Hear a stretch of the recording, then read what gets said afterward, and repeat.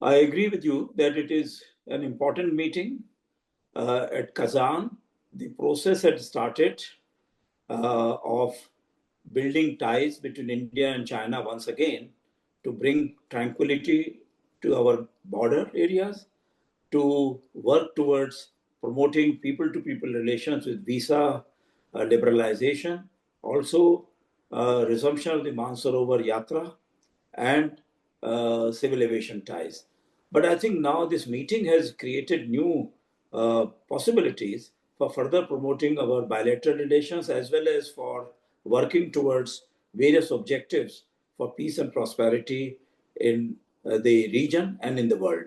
I think what has happened is that for the first time, the Prime Minister has given the idea that uh, we should not look at each other's relations through a third country's perspective, but try to work our relations for improving our bilateral ties as well as for, because we are two very large nations and very large borders between two of us, and also for the global scenario where a lot of instabilities and uncertainties are there, and reforms are required in the international institutions relating to trade, financial matters, and even in the United Nations. So I think, therefore, this is a very important meeting from that angle. You are quite right that the historical context is not that positive about our two relations, our two nations' relations.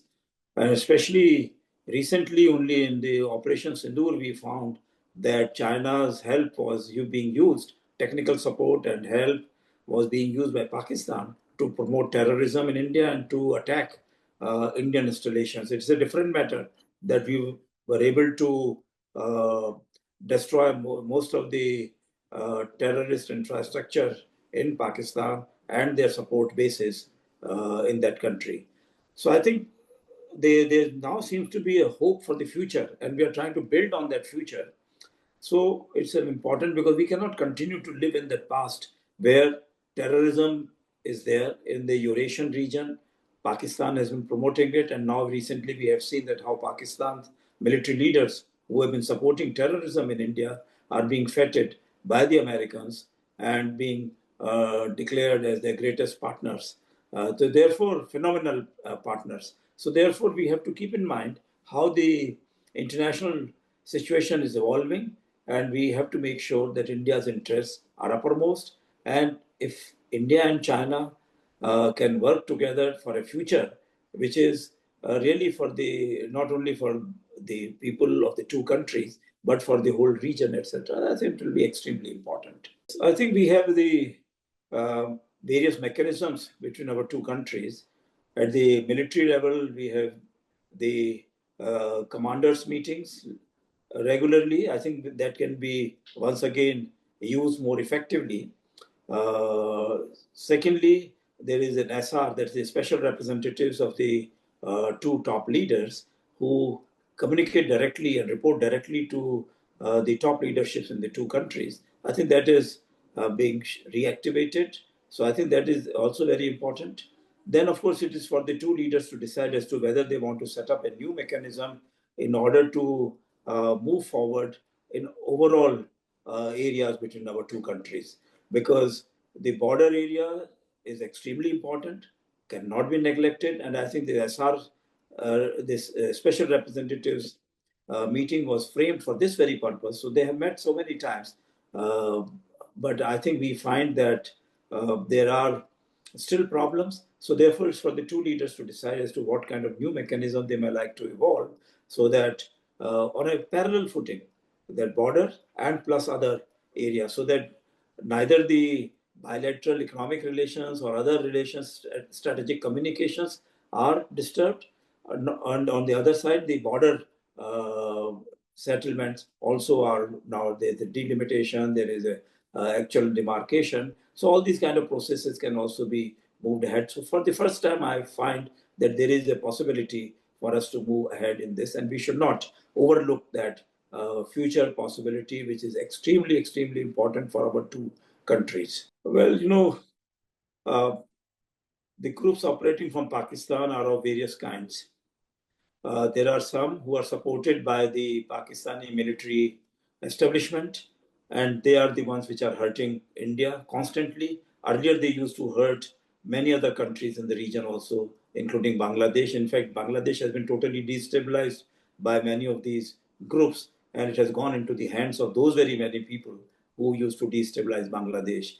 The other point is that there are other groups which are trying to find a greater space, greater liberalization in their for themselves, for their communities. So, for example, in Balochistan, there is a Baloch Liberation Army which has recently been designated by the Americans as a terrorist group, and their assets, etc., have to be frozen.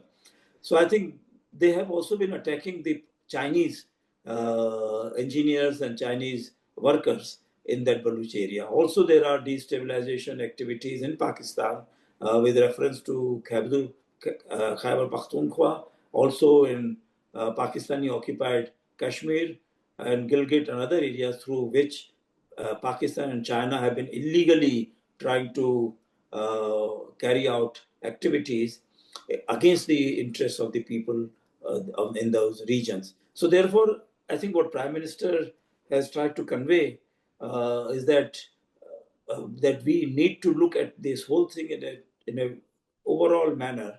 That terrorism should be brought to an end, and uh, we should see that, for example, the SCO meeting which took place at the defense ministers level, we found that some terrorist groups were being mentioned, others were not being mentioned. So I think they had to move away from endorsing that declaration. So I think Prime Minister has been able to put a very overall holistic kind of cover to this whole process. And I think since SCO was created very much for